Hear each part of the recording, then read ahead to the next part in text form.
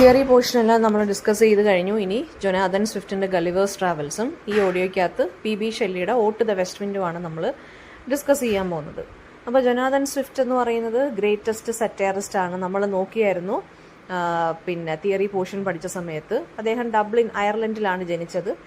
Swift ഒരു writer മാത്രമല്ലായിരുന്നു, ഒരു political കമൻറ്റേറ്ററും എസ്ഐയിസ്റ്റും ഒക്കെ ആയിരുന്നു. ഓക്കെ, അപ്പോൾ ഈ സമൂഹത്തിലെ അല്ലെങ്കിൽ സൊസൈറ്റിയെക്കുറിച്ച് പൊളിറ്റിക്സിനെയൊക്കെ ക്രിട്ടിസൈസ് ചെയ്യാൻ വേണ്ടിയാണ് അദ്ദേഹം സറ്റയർ ആൻഡ് ഹ്യൂമർ അദ്ദേഹത്തിൻ്റെ വർക്ക്സിൽ യൂസ് ചെയ്തത്. മേജർ വർക്ക്സ് ആണ് നമുക്ക് പഠിക്കാനുള്ള ഗളിവേഴ്സ് ട്രാവൽസും പിന്നെ A tale of A tub എന്നൊക്കെ പറഞ്ഞൊരു വർക്കും കൂടിയുണ്ട് കേട്ടോ. പിന്നെ മോഡസ്റ്റ് പ്രപ്പോസൽ, അതിൽ ഏറ്റവും ഇമ്പോർട്ടൻറ്റ് നമുക്ക് പഠിക്കാനുള്ള വർക്കാണ് ഗളിവേഴ്സ് ട്രാവൽസ്. അത് 1726 പബ്ലിഷ് ചെയ്തത്. അതൊരു ഫേമസ് സറ്റയറിക്കൽ നോവലാണ്. എന്ന് വെച്ചാൽ ഒരു ട്രാവൽ നറേറ്റീവ് പോലെയാണ് ഈ നോവൽ എഴുതിയിരിക്കുന്നത്.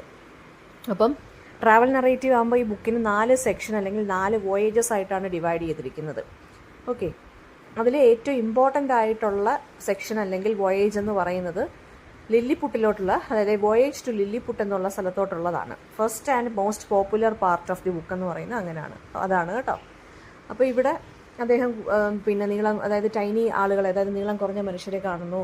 ഇംഗ്ലീഷ് പൊളിറ്റിക്സിനെ അദ്ദേഹം മോക്ക് ചെയ്യുന്നു.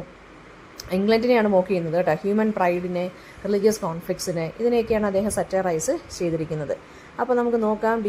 ചാപ്റ്റർ വൈസ് സമ്മറി ആണെന്നുണ്ടെങ്കിൽ ചാപ്റ്റർ 1 ഗള്ളിവേഴ്സ് ബാക്ക്ഗ്രൗണ്ടും ഷിപ്രക്കുമാണ് പറയുന്നത്. അതായത് വോയേജ് ടു ലില്ലിപുട്ട് എന്നാണ് ഫസ്റ്റ് ചാപ്റ്ററിൻ്റെ പേര്.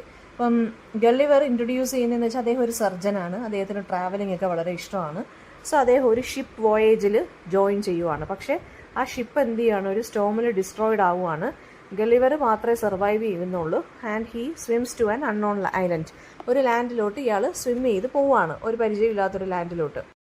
ആൻഡ് ആഫ്റ്റർ ദാറ്റ് എന്താണ് ഹാപ്പൻ ചെയ്യുന്നതെന്ന് വെച്ച് കഴിഞ്ഞാൽ എക്സോസ്റ്റഡ് ആയി, വളരെ ടയേർഡായി അദ്ദേഹം എന്താണ് ആ ഒരു ഷോറിൽ അല്ലെങ്കിൽ ആ ഒരു അൺനോൺ ലാൻഡിൽ കിടന്ന് ഉറങ്ങുകയാണ് ചെയ്യുന്നത്. വേക്കപ്പ് ചെയ്യുമ്പോൾ അദ്ദേഹം ഡിസ്കവർ ചെയ്യുന്നത് അദ്ദേഹത്തിനെ കുറച്ച് കുഞ്ഞു മനുഷ്യർ ഒക്കെ, ടൈനി പീപ്പിൾ എന്ത് ചെയ്യുവാണ്, റോപ്പൊക്കെ വെച്ച് കെട്ടിക്കൊണ്ട് ഇദ്ദേഹത്തിനെ വലിച്ചുകൊണ്ട് പോവുകയാണ്. അങ്ങനെ 100 കണക്കാണ് ആളുകൾ ഇദ്ദേഹത്തിൻ്റെ ബോഡിയിൽ ക്ലൈംബ് ചെയ്ത് ഇങ്ങനെ അമ്പും വില്ലുമായിട്ട്, ബോ ആൻഡ് ആരോ ആയിട്ട് ഇങ്ങനെ വലിച്ചഴിച്ചുകൊണ്ട് പോവുകയാണ്. വളരെ ഫ്രൈറ്റൻഡായി ഗള്ളിവർ. പിന്നീട് അദ്ദേഹം വളരെ പീസ്ഫുള്ളായിട്ട് ബിഹേവ് ചെയ്തു. അങ്ങനെ എന്താണ്, ഈ ടൈനി പീപ്പിൾ പതുക്കെ ഇദ്ദേഹത്തിൻ്റെ അടുത്തോട്ട് ചെല്ലാൻ തുടങ്ങി. ഒരുപാട് ലാർജ് എമൗണ്ട് ഓഫ് ഫുഡൊക്കെ ഇദ്ദേഹത്തിന് കൊടുക്കാൻ തുടങ്ങി. എന്ന് വെച്ചാൽ ഇദ്ദേഹത്തിൻ്റെ സൈസ് വളരെ വലുതായതുകൊണ്ട് ഇവർ വിചാരിച്ചു, അവരുടെ സൈസുമായിട്ട് വെച്ച് നോക്കുമ്പോൾ ഇദ്ദേഹം ഭയങ്കര ജൈജാൻറ്റിക് ആണെന്ന് വെച്ചാൽ ഭയങ്കര ഹ്യൂജാണ്. സോ ഇവർ ഒരുപാട് ഫുഡൊക്കെ ഇതാർക്കാണ്, ഗള്ളിവറിന് കഴിക്കാൻ കൊടുത്തു. ഓക്കെ, ആൻഡ് നെക്സ്റ്റ് ചാപ്റ്റർ 2 പറഞ്ഞാൽ അദ്ദേഹം ഈ സിറ്റിയുടെ ലില്ലിപുട്ട് എന്നുള്ള സിറ്റിയുടെ ക്യാപിറ്റൽ സിറ്റിയിലെത്തി. അപ്പോൾ ലില്ലിപുട്ടിൽ എന്താണ്, അവർ ഈ ലില്ലിപുട്ടിയൻസ് എന്നാണ് അവിടുത്തെ ആളുകളെ വിളിക്കുന്ന പേര്, ലില്ലിപുട്ടിയൻസ്. സോ അവരെന്ത് ചെയ്തു, ഗള്ളിവറിനെ അവരുടെ ക്യാപിറ്റൽ സിറ്റിയിലോട്ട് ട്രാൻസ്പോർട്ട് ചെയ്തു. അങ്ങനെ തൗസൻഡ്സ് ഓഫ് പീപ്പിൾ ഇദ്ദേഹത്തിനെ കാണാൻ വേണ്ടി വന്നു. ലില്ലിപുട്ടിൻ്റെ എംപറർ ഗള്ളിവറിനെ വിസിറ്റ് ചെയ്തു. അയാളും എന്താണ് ടൈനി ഇൻ സൈസാണ്. എംപറർ പക്ഷേ ഭയങ്കര പ്രൗഡ് ആൻഡ് മജസ്റ്റിക് ആയിട്ടാണ് ബിഹേവ് ചെയ്യുന്നത്. ഗള്ളിവർ എന്താണ് അവരുടെ ലാംഗ്വേജ് ഒക്കെ പതുക്കെ പഠിച്ചു. ആൻഡ് ഈ ഒരു കിങ്ഡത്തിലെ നിയമങ്ങളൊക്കെ അനുസരിച്ച് ഒബേ ചെയ്ത് സ്റ്റേ ചെയ്യാമെന്ന് സമ്മതിച്ചു. അങ്ങനെ ഗവൺമെൻറ് ഗള്ളിവറിൻ്റെ പോക്കറ്റിൽ എന്താണ് സെർച്ച് ചെയ്തപ്പോൾ അവർ പിസ്റ്റൾസും വാച്ചും കോയിനും നൈഫും സ്പെക്ടക്കിൾസും എല്ലാം കണ്ടു. അപ്പോൾ ലില്ലിപുട്ടിയൻസിന് ഇതെല്ലാം ഭയങ്കര ആദ്യമായിട്ട് കാണുന്നതുകൊണ്ട് അവർ വളരെ അമേസ്ഡ് ആയി. ഓക്കെ, ചാപ്റ്റർ 3 എന്ന് വെച്ചാൽ ലില്ലിപുട്ടിയൻ കസ്റ്റംസ് ആൻഡ് പൊളിറ്റിക്സ് ആണ്. അപ്പോൾ ഗള്ളിവർ എന്താണ്, ഒരു സ്ട്രേഞ്ച് കസ്റ്റംസ് ആണ് ലില്ലിപുട്ടിലുള്ളത്. ഗവൺമെൻറ് ഒഫീഷ്യൽസ് പ്രൊമോഷൻസ് അവർക്ക് കിട്ടുന്നത് റോപ്പ് ഡാൻസിങ്ങിലൂടെയാണ്, കയറിൻ്റെ പുറത്ത് ഡാൻസ് ചെയ്യുന്നതിലൂടെയും. പിന്നെ ആരാണ് ഏറ്റവും ഹയസ്റ്റ് ആയിട്ട് ജമ്പ് ചെയ്യുന്നത്, അവർക്കാണ് ഏറ്റവും ഹയസ്റ്റ് ഓഫീസ് കിട്ടുന്നത്. അപ്പോൾ സ്വിഫ്റ്റ് ഇവിടെ സറ്ററൈസ് ചെയ്യുന്ന പൊളിറ്റിക്കൽ കറപ്ഷനെയാണ് കേട്ടോ. എന്നുവെച്ചാൽ ക്വാളിഫിക്കേഷൻസ്, മീനിങ്ലെസ് ആയിട്ടുള്ള ക്വാളിഫിക്കേഷൻസ് വെച്ചിട്ട് ലീഡേഴ്സിനെ തിരഞ്ഞെടുക്കുന്നു. അതാണ് ഇവിടെ നടക്കുന്നതെന്നാണ് പറഞ്ഞിരിക്കുന്നത്. ഇപ്പോൾ 2 പൊളിറ്റിക്കൽ ഗ്രൂപ്പാണ് ഇവിടെ ഉള്ളത്, ഹൈ ഹീൽസും ലോ ഹീൽസും. അതായത് ഇംഗ്ലണ്ടിലെ 2 പൊളിറ്റിക്കൽ ഡിവിഷനാണ് അദ്ദേഹം ഇവിടെ കളിയാക്കുന്നത്. അനദർ കോൺഫ്ലിക്റ്റ് എന്ന് പറയുന്നത് എഗ്സ് ബ്രേക്ക് ചെയ്യുന്ന ആൾ, അതായത് പിന്നെ ബിഗ് ഇന്ത്യൻസും ലിറ്റിൽ ഇന്ത്യൻസ് എന്നും പറഞ്ഞ്, ബിഗ് എൻഡിയൻസും ലിറ്റിൽ എൻഡിയൻസ് എന്നും പറഞ്ഞും എന്ത് ചെയ്യുന്നുണ്ട്, ഡിവിഷനുണ്ട് ആളുകളുടെ ഇടയിൽ. അതായത് which end of the egg ആണ് ഷുഡ് ബി ബ്രോക്കൺ എന്ന് ആളുകൾ വഴക്കുണ്ടാക്കും. അപ്പോൾ ഇതൊക്കെയെന്ന് വെച്ച് കഴിഞ്ഞാൽ വളരെ പോയിന്റ് ഒരു യൂസ്ലെസ് ആയിട്ടുള്ള ഡിസ്പ്യൂട്ട് അല്ലെങ്കിൽ റിലീജിയസ് വാർസ് ആണ്. അത് ഹ്യൂമൻ ഫൂളിഷ്നെസ്സിനെയാണ് കാണിക്കുന്നത് കേട്ടോ. ഏറ്റവും സറ്ററിക്കലായിട്ടുള്ള ചാപ്റ്ററാണ് നമ്മുടെ ഈ 3rd ചാപ്റ്റർ എന്ന് പറയുന്നത്. അവരുടെ കസ്റ്റംസിനെ കുറിച്ചും പൊളിറ്റിക്സിനെ കുറിച്ചും പറയുന്നത്. ചാപ്റ്റർ 4 എന്ന് പറയുന്നത് ലില്ലിപുട്ടിൻ്റെ ഡിസ്ക്രിപ്ഷനാണ്. എംപററിൻ്റെ പാലസിനെ കുറിച്ച് ഇദ്ദേഹം പറയുന്നുണ്ട്. അപ്പോൾ ഗള്ളിവർ ഡിസ്ക്രൈബ് ചെയ്യുന്നുണ്ട് ഈ ഒരു ക്യാപിറ്റൽ സിറ്റി, അതിൻ്റെ ആർക്കിടെക്ചർ, പാലസ്, എംപയറിൻ്റെ പാലസ് വളരെ ബ്യൂട്ടിഫുൾ ആണ്, പക്ഷേ ഭയങ്കര ടൈനിയാണ്. പിന്നെ ഗള്ളിവർ കെയർഫുള്ളി ഇങ്ങനെ പാലസ് വിൻഡോസ് ഒക്കെ നോക്കുന്നുണ്ട്, റോയൽ ലൈഫൊക്കെ ഒബ്സർവ് ചെയ്യുന്നുണ്ട്. എംപററും എംപ്രസും എല്ലാം ഗള്ളിവറിൻ്റെ ആ ഒരു പെരുമാറ്റത്തിൽ വളരെ ഫാസിനേറ്റഡ് ആവുന്നു. ഓക്കെ, അതായത് ഗള്ളിവറിൻ്റെ ക്യൂരിയോസിറ്റിയാണ് പറയുന്നത്. ദെൻ ചാപ്റ്റർ 5 വാറിനെ കുറിച്ചാണ് പറയുന്നത്. അതായത് ലില്ലിപുട്ട് നിയർ ബൈ ഐലൻഡ് ആയിട്ടുള്ള ബ്ലഫസ്കൂ ആയിട്ട് വാറിലാണ്. അപ്പോൾ കോസ് ഓഫ് ദി വാർ എന്ന് വെച്ച് കഴിഞ്ഞാൽ ഒരു മുട്ടയുടെ ഏത് സൈഡാണ് ബ്രേക്ക് ചെയ്യേണ്ടതെന്നുള്ളതിനെ ചൊല്ലിയുള്ളൊരു ഡിസഗ്രിമെൻറ്റിലാണ് വാർ. അതും എന്താണ് പറഞ്ഞേക്കുന്നത്, ഒരു റിഡിക്കുലസ് റീസണിനെ വെച്ചിട്ടാണ് വാർ നടക്കുന്നത്. ഇതുപോലെ തന്നെയാണ് നമ്മുടെ രാജ്യങ്ങളിലും പൊളിറ്റിക്കൽ വാറും റിലീജിയസ് കോൺഫ്ലിക്റ്റും നടക്കുന്നതെന്നാണ് ആര് സറ്ററൈസ് ചെയ്യുന്ന, സ്വിഫ്റ്റ് സറ്ററൈസ് ചെയ്യുന്നത് ഈ ഒരു കാര്യത്തിലൂടെ. ഗള്ളിവർ എന്ത് ചെയ്യാണ്, ലില്ലിപുട്ടിനെ ഹെൽപ്പ് ചെയ്യുന്നുണ്ട് എനിമീസിനെ ക്യാപ്ചർ ചെയ്യാൻ.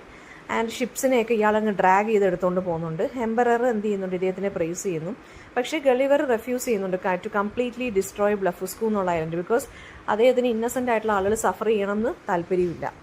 ചാപ്റ്റർ 6 ഇതിന് ഈ ലില്ലിപുട്ടിലെ ലോസിനെ കുറിച്ച്, നിയമങ്ങളെക്കുറിച്ചാണ് പറയുന്നത്.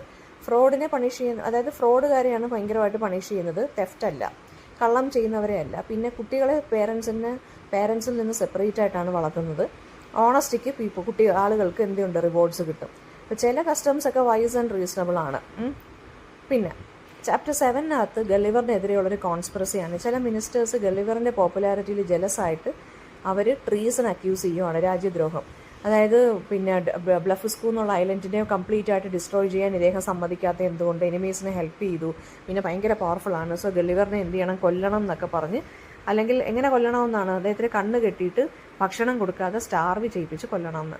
അങ്ങനെ ഒരു friendly court official secretly ഗള്ളിവറിനെ warn ചെയ്യുന്നു ഈ ഒരു കാര്യത്തിനെക്കുറിച്ച്. ഭയങ്കര ഷോക്ക്ഡ് ആൻഡ് ഡിസപ്പോയിൻറ്റഡ് ആയിട്ട് ഗള്ളിവർ എന്ത് ചെയ്യാണ്, ബ്ലഫസ്കൂവിലോട്ട് പോവുകയാണ്, തൊട്ടപ്പുറത്തെ ഐലൻഡിലോട്ട്. ബ്ലഫസ്കൂവിൽ ഗള്ളിവർ ഡിസ്കവർ ചെയ്യുന്നൊരു സ്മോൾ അബാൻഡൻഡ് ബോട്ട് കാണുന്നു. അദ്ദേഹം അത് റിപ്പയർ ചെയ്തിട്ട് പോവുകയാണ്. അപ്പോൾ ഇവൻച്വലി ഒരു ഇംഗ്ലീഷ് ഷിപ്പ് ഇദ്ദേഹത്തിനെ റെസ്ക്യൂ ചെയ്യുന്നു. അങ്ങനെ അദ്ദേഹം തിരിച്ച് വീട്ടിലോട്ട് സേഫായിട്ട് പോവുകയാണ്. So happily return to home ആണെങ്കിലും ഗള്ളിവർ എന്താണ്, ഈ ഒരു സ്ട്രേഞ്ച് സൊസൈറ്റിയെക്കുറിച്ചുള്ള മെമ്മറീസുമായിട്ടാണ് പോകുന്നത്. അപ്പോൾ ഫസ്റ്റ് വോയേജിൻ്റെ ആ ഒരു ഇത് എൻഡ് ചെയ്യുന്നത് ഇങ്ങനെയാണ്. അപ്പോൾ മേജർ തീംസ് എന്താണെന്ന് വെച്ച് കഴിഞ്ഞാൽ, ഈ വോയേജിനകത്തുള്ള മേജർ തീംസ് എന്ന് വെച്ച് കഴിഞ്ഞാൽ പൊളിറ്റിക്കൽ പാർട്ടീസിനെ കുറിച്ചും കറപ്ഷനെ കുറിച്ചും യൂസ്ലെസ് ക്വാളിഫിക്കേഷൻസിനെ കുറിച്ചും അംബീഷ്യസ് റൂളേഴ്സിനെ കുറിച്ചും ഒക്കെയാണ് ഇതിനകത്ത് പറയുന്നത്. പിന്നെ ഹ്യൂമൻ പ്രൈഡ് ആൻഡ് വാനിറ്റിയെ കളിയാക്കുന്നുണ്ട്. അതായത് ലില്ലിപുട്ടിയൻസ് എക്സ്ട്രീംലി പ്രൗഡാണ് even though they are smaller in size. Okay, പിന്നെ റിലീജിയസ് കോൺഫ്ലിക്റ്റ്, ആ എഗ് ബ്രേക്കിംഗ് കോൺട്രവേഴ്സി എന്ന് വെച്ചാൽ നമ്മുടെ ഇവിടുത്തെ, അതായത് യൂറോപ്യൻ രാജ്യങ്ങളിലുള്ള റിലീജിയസ് ഡിസ്പ്യൂട്ടുകളെ കുറിച്ചാണ് പറയുന്നത്. പിന്നെ എംപററിൻ്റെ ക്രൂവൽറ്റി ടുവേർഡ്സ് ഗള്ളിവർ, അതെന്താണ് കാണിക്കുന്നത്, അതോറിറ്റിയെ മിസ്യൂസ് ചെയ്യുന്നതാണ് കാണിക്കുന്നത് സെൽഫിഷ് പർപ്പസിന് വേണ്ടി. അതുപോലെ തന്നെ വാർസ് എന്ന് പറയുന്ന ഫൂളിഷ് റീസൺസിന് വേണ്ടിയാണ് ഫൈറ്റ് ചെയ്യുന്നതെന്നുള്ള കാര്യത്തിലും സ്വിഫ്റ്റ് ഇവിടെ കളിയാക്കുന്നുണ്ട്. ഓക്കെ, അപ്പോൾ ഗള്ളിവറിൻ്റെ ക്യാരക്ടർ സ്കെച്ച് ചോദിച്ചാൽ ഗള്ളിവറിൻ്റെ യഥാർത്ഥ പേര് ലെമുവൽ ഗള്ളിവർ എന്നാണ്. ഒരു ഇൻ്റലിജൻറ്റ് ട്രാവലറാണ്, ക്യൂരിയസ് ഒബ്സർവറാണ്, വളരെ ജെൻറ്റിൽ ആൻഡ് പ്രാക്ടിക്കലാണ്, ചില സമയത്ത് വളരെ ഇന്നസെൻറ്റുമാണ്, ആളുകളെ ട്രസ്റ്റ് ചെയ്യുന്നുണ്ട് വളരെ ഈസി ആയിട്ട്. ഇതാണ് ഫസ്റ്റ് വോയേജിൽ പറഞ്ഞേക്കുന്നത്. അതായത് നമുക്ക് പഠിക്കാനുള്ളത് എന്താണ്, വോയേജ് ടു ലില്ലിപുട്ടാണ്. സോ ഫസ്റ്റ് വോയേജിലെ കാര്യം ഇത് എത്രയാണ് പറഞ്ഞിരിക്കുന്നത് കേട്ടോ. നെക്സ്റ്റ് നമ്മൾ നോക്കുന്നതെന്ന് വെച്ച് കഴിഞ്ഞാൽ ഷെല്ലിയുടെ ഓട്ട് ദ വെസ്റ്റ് വിൻഡ് എന്നുള്ള പോവമാണ്. ഷെല്ലി എന്ന് പറയുന്നത് ഗ്രേറ്റസ്റ്റ് ആയിട്ടുള്ള റൊമാൻറ്റിക് പോയിറ്റാണ്. അദ്ദേഹം ഇംഗ്ലണ്ടിലെ സസെക്സ് എന്നുള്ള സ്ഥലത്താണ് ജനിച്ചത്. ഇപ്പോൾ ഷെല്ലി ഞാൻ നേരത്തെ പറഞ്ഞിട്ടുണ്ട്, ഈ ഫ്രാൻസിലുള്ള റവല്യൂഷണറി ഐഡിയാസ് ഇദ്ദേഹത്തിനെ ഭയങ്കരമായിട്ട് ബാധിച്ചിട്ടുണ്ട്. അപ്പോൾ അദ്ദേഹത്തിൻ്റെ പോയംസിനകത്തും നമുക്ക് ലിബർട്ടി, ഇമാജിനേഷൻ, റെവല്യൂഷൻ ഇതിനെക്കുറിച്ചൊക്കെ ഭയങ്കരമായിട്ട് കാണാൻ സാധിക്കും. ഓക്കെ, അപ്പോൾ ഫിലോസഫിക്കലായിട്ടും ഇമോഷണലായിട്ടും ഒക്കെയാണ് ഇദ്ദേഹത്തിൻ്റെ കവിതകൾ ഇദ്ദേഹം എഴുതുന്നത്. അപ്പം ഫ്രഞ്ച് റവല്യൂഷനും റൊമാൻറ്റിസിസവും ലവ് ഓഫ് നേച്ചറും ഐഡിയലിസവും ഒക്കെ ഇതിനകത്ത് നമുക്ക് അദ്ദേഹത്തിൻ്റെ പോയത്തിനകത്ത് കാണാൻ സാധിക്കും. ഷെല്ലിയുടെ മേജർ വർക്ക്സ് എന്ന് പറയുന്നത് out to the west wind ആണ്. പിന്നെ ടു എ സ്കൈലാർക്ക് എന്നൊക്കെ പറഞ്ഞൊരു വർക്കും കൂടിയുണ്ട്. 29ാമത്തെ വയസ്സിൽ ബോട്ടിംഗ് ആക്സിഡൻറ്റിലാണ് ഇദ്ദേഹം മരിക്കുന്നത് കേട്ടോ. അപ്പോൾ വെസ്റ്റ് വിൻഡ് എന്നുള്ള പോം 1890 പബ്ലിഷ് ചെയ്യുന്നത്, 1819. ഒരു ലിറിക്കൽ പോമാണ് അത്. നമ്മുടെ വെസ്റ്റ് വിൻഡ് ഉണ്ടല്ലോ, വെസ്റ്റ് വിൻഡിനെ സെലിബ്രേറ്റ് ചെയ്തുകൊണ്ടുള്ളൊരു പോമാണ്, വെസ്റ്റ് വിൻഡിനെ അഡ്രസ്സ് ചെയ്തുകൊണ്ടുള്ളൊരു പോമാണ്. അപ്പോൾ ഷെല്ലി വെസ്റ്റ് വിൻഡിനെ ഡിസ്ട്രോയറായിട്ടും പ്രിസർവ് ചെയ്യുന്ന ആളായിട്ടും ഒരു റെവല്യൂഷണറി ചേഞ്ചിൻ്റെ സിമ്പലായിട്ടും നേച്ചറിൻ്റെ ഒരു സ്പിരിച്വൽ ഫോഴ്സായിട്ടുമാണ് കൺസിഡർ ചെയ്യുന്നത്. ഇതിനകത്ത് 5 സെക്ഷൻസാണുള്ളത്, 14 ലൈൻസ് വീതമുള്ള 5 സ്റ്റാൻസാസ്. ടെർസ റൈമ എന്നുള്ള ഒരു റൈം സ്കീമാണ് അദ്ദേഹം ഇവിടെ യൂസ് ചെയ്തിരിക്കുന്നത് കേട്ടോ. അപ്പോൾ സ്റ്റാൻസ 1 നമുക്ക് നോക്കാം. ഷെല്ലി വെസ്റ്റ് വിൻഡിനെ ഡിസ്ക്രൈബ് ചെയ്യുകയാണ്. അതായത് ഈ ഡെഡ് ലീവ്സിനെ നമുക്ക്, അതായത് ഇങ്ങനെ ഉണങ്ങിക്കിടക്കുന്ന ലീവ്സിനെ ഗോസ്റ്റുകളെ പോലെ ഉണർത്തിയെടുക്കുന്ന ആളാണ് വെസ്റ്റ് വിൻഡ് എന്നാണ് പറയുന്നത്. ഈ ലീവ്സ് എല്ലാം yellow, black, pale and red കളറിലാണ്. അപ്പോൾ ഈ വെസ്റ്റ് വിൻഡ് എന്ത് ചെയ്യുന്നുണ്ട്, അണ്ടർഗ്രൗണ്ടിൽ നിന്ന് ലീവ്സിനെ മാത്രമല്ല ഉണർത്തുന്നത്, ഉറങ്ങിക്കിടക്കുന്ന സീഡ്, അതായത് വിത്തുകളെയും കൂടി ഉണർത്തുന്നുണ്ട്. അത് സ്പ്രിങ് വരെ ഉറങ്ങിക്കിടക്കും സീഡുകൾ. സ്പ്രിങ് സീസൺ ആകുമ്പോൾ ഇതെല്ലാം പൊട്ടിക്കിളിച്ച് പൂക്കളൊക്കെ വരാൻ തുടങ്ങും. അപ്പോൾ വിൻഡ് എന്ന് പറയുന്നത് പ്രിസർവറുമാണ്, ഡിസ്ട്രോയറുമാണ്. ഡെഡ് ലീവ്സിനെ ഡിസ്ട്രോയ് ചെയ്ത് കളയുന്നു, സീഡുകളെ പ്രിസർവ് ചെയ്തും പ്രൊട്ടക്റ്റ് ചെയ്തും നിർത്തുന്നു. ഓക്കെ, അപ്പോൾ ഒരു ഗോസ്റ്റിൻ്റെ ഇമേജാണ് ഇതിനകത്ത് വെസ്റ്റ് വിൻഡിന് ആദ്യത്തെ സ്റ്റാൻസയിൽ കൊടുക്കുന്നത്.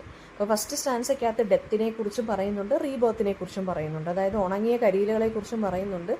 അത് പിന്നീട് എന്താണ്, സീഡുകൾ, പൊട്ടിമുളയ്ക്കാൻ പോകുന്ന സീഡുകളെ കുറിച്ചും പറയുന്നുണ്ട്. അപ്പം നേച്ചറിൻ്റെ ഒരു സൈക്കിളാണ് ഇവിടെ കാണിക്കുന്നത്, ഡിസ്ട്രക്ഷനും റീബർത്തും.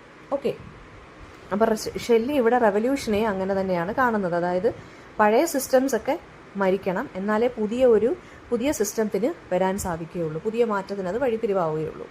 സെക്കൻഡ് സ്റ്റാൻസയ്ക്കകത്ത് അല്ലെങ്കിൽ സെക്കൻഡ് സെക്ഷനകത്ത് പറയുന്നത് വെച്ച് കഴിഞ്ഞാൽ പോയിട്ട് ക്ലൗഡ്സിനെ ഡിസ്ക്രൈബ് ചെയ്യുവാണ്. ഈ വിൻഡ് എന്തോ ചെയ്യുന്നുണ്ട്, ക്ലൗഡ്സിനെ ക്യാരി ചെയ്യുന്നുണ്ട്. ഈ ക്ലൗഡ്സ് ഡീക്കേയിങ് ലീവ്സിനെ പോലെയാണ്, ഏഞ്ചൽസിനെ പോലെയാണ്, പിന്നെന്താണ്, ഭയങ്കര ഫിയേഴ്സ് ആയിട്ടുള്ള ദേവതയെ പോലെ, ദേവതയുടെ മുടി പോലെയാണ്, ഗോഡസിൻ്റെ ഹെയർ പോലെയാണെന്നൊക്കെയാണ് ക്ലൗഡ്സിനെ ഡിസ്ക്രൈബ് ചെയ്യുന്നത്. എന്ന് വെച്ചാൽ കാറ്റ് നല്ലോണം അടിക്കുമ്പം മേഘങ്ങൾ നീങ്ങുമല്ലോ, അപ്പോൾ സ്കൈ വളരെ ഭയങ്കര സ്റ്റോമി ആൻഡ് ഡ്രമാറ്റിക് ആയിട്ട് മാറും, അല്ലെ, ആകാശം ഇരുണ്ട് മൂടും കാറ്റടിക്കുമ്പോൾ. സോ ഇവിടെ ശരിക്കും പറഞ്ഞു കഴിഞ്ഞാൽ ഗ്രീക്ക് മിത്തോളജിയിലെ പിന്നെ ഗോഡസ് ആയിട്ടുള്ള മെയ്നഡ്സിൻ്റെ തലമുടിയുമായിട്ടാണ് നമ്മുടെ ക്ലൗഡിനെ കമ്പയർ ചെയ്യുന്നത്. കാറ്റ് വീശുമ്പോൾ തലമുടി ഭയങ്കരമായിട്ട് ഇങ്ങനെ ഫിയേഴ്സ് ആവുമല്ലോ, അത് അല്ല. പിന്നെ അപ്പോൾ വിൻഡ് എന്ന് പറയുന്നത് എന്തായി മാറുവാണ്, ഹെവനെ കൺട്രോൾ ചെയ്യാൻ പറ്റുന്നൊരു പവറായിട്ട് മാറുന്ന പോലെയാണ് ഇതിനകത്ത് കാണിക്കുന്നത്. അതായത് ക്ലൗഡിനെയും സ്കൈയെയൊക്കെ കൺട്രോൾ ചെയ്യാൻ പറ്റുന്നൊരു പവറായിട്ട്. അപ്പോൾ വയലൻ്റ് ആയിട്ടുള്ളൊരു ഇമേജാണ് സെക്കൻഡ് സ്റ്റാൻസയ്ക്കകത്ത് യൂസ് ചെയ്യുന്നത്. എന്ന് വെച്ചാൽ ഇവിടെ റെവല്യൂഷൻ്റെ ആ ഒരു എനർജിയാണ് കാണിക്കുന്നത്. സെക്ഷൻ 3-കകത്ത് വെസ്റ്റ് വിൻഡ് മെഡിറ്ററേനിയൻ സീയെ ഉണർത്തുന്നു എന്നാണ് പറയുന്നത്. ആൻഡ് ഓൾസോ അറ്റ്ലാന്റിക് ഓഷനെ ഡിസ്റ്റർബ് ആക്കുന്നു. അതിനകത്തുള്ള സീ പ്ലാന്റ്സ്, അതായത് കടലിൻ്റെ അടിയിലുള്ള പ്ലാന്റുകൾ പോലും ഈ ഒരു കാറ്റ് വീശുമ്പോൾ വാട്ടറിൻ്റെ അടിയിൽ നിന്ന് ട്രംബിൾ ചെയ്യുന്നു. എന്ന് വെച്ചാൽ അത്രയ്ക്ക് ഭയങ്കര വിറപ്പിച്ചാണ് ഈ കാറ്റ് വീശുന്നത്. ഓക്കെ, അപ്പം വിൻഡ് എന്തിനെയാണ്, നേച്ചറിൻ്റെ എല്ലാ ഭാഗങ്ങളെയും ഇൻഫ്ലുവൻസ് ചെയ്യുന്നു, എർത്തിനെ, സ്കൈയെ, സീയെ. അപ്പോൾ ആ ഒരു യൂണിവേഴ്സൽ പവറിനെയാണ് കാണിക്കുന്നത്. സെക്ഷൻ 4-നകത്ത് ഷെല്ലി ഭയങ്കര ഇമോഷണലായിട്ട് പെട്ടെന്ന് ഇതെല്ലാം അങ്ങ് മാറുവാണ്, ഇമോഷണലായിട്ടുള്ളൊരു ടോൺ വരുവാണ്. വെസ്റ്റ് വിൻഡിനെ ഡയറക്റ്റായിട്ട് അഡ്രസ്സ് ചെയ്യുവാണ്. അപ്പോൾ വെസ്റ്റ് വിൻഡിൻ്റെ അടുത്ത് പറയുവാണ്, അല്ലെങ്കിൽ അദ്ദേഹം ആഗ്രഹിക്കുവാണ്, എനിക്ക് വെസ്റ്റ് വിൻഡിനെ പോലെ ആകണം, എനിക്ക് ഈ ഹ്യൂമൻ സഫറിങ്ങിൽ നിന്ന് രക്ഷപ്പെടണം, എനിക്ക് ഫ്രീഡം വേണം, എനിക്ക് യൂത്ത്ഫുൾ ഫ്രീഡം വേണം. ഇതാണ് അദ്ദേഹത്തിൻ്റെ ആഗ്രഹം. അപ്പോൾ അദ്ദേഹം പറയുന്നത് വെച്ച് കഴിഞ്ഞാൽ വളരെ പേഴ്സണലായിട്ട് പറയുവാണ് ഈ ഒരു സെക്ഷൻ. അദ്ദേഹത്തിൻ്റെ ഫ്രസ്ട്രേഷൻ, പെയിൻ ആൻഡ് ഹെൽപ്ലെസ്നെസ്സിനെ കുറിച്ചാണ് പറയുന്നത്. എന്ന് വെച്ചാൽ അദ്ദേഹത്തിന് ആ വിൻഡിൻ്റെ ആ സ്ട്രെങ്ത്തും ഫ്രീഡവും വേണം, എല്ലായിടത്തും ഇങ്ങനെ എന്താ പറയുക, ഇങ്ങനെ മൂവ് ചെയ്ത് നടക്കാനും ആ ഒരു സ്വാതന്ത്ര്യം അദ്ദേഹത്തിന് വേണം എന്നാണ് പറയുന്നത്. അതായത് ഹ്യൂമൻ സഫറിങ്ങിൽ നിന്ന് രക്ഷപ്പെടണം, അദ്ദേഹത്തിൻ്റെ ഒരു ലിബറേഷൻ അല്ലെങ്കിൽ ഒരു ഫ്രീഡം വേണം, നേച്ചറുമായിട്ട് ഇദ്ദേഹത്തിനൊന്ന് യുണൈറ്റ് ചെയ്യണം. എന്നുവെച്ചാൽ ഈ വിൻഡിനെ പോലെ ഇങ്ങനെ പറന്ന് നടക്കണം. സെക്ഷൻ 5-നകത്ത് ഷെല്ലി എന്താണ് വിൻഡിൻ്റെ അടുത്ത് പറയുവാണ്, ഇദ്ദേഹത്തിൻ്റെ മനസ്സിലുള്ള തോട്ട്സ് അത് എന്ത് ചെയ്യണം, ഡെഡ് ലീവ്സിനെ എങ്ങനെയാണോ സ്പ്രെഡ് ചെയ്യുന്നത് അതുപോലെ ലോകത്തിന് മുഴുവനും ഇദ്ദേഹത്തിൻ്റെ തോട്ട്സ് സ്പ്രെഡ് ചെയ്യണം ഈ വെസ്റ്റ് വിൻഡ്.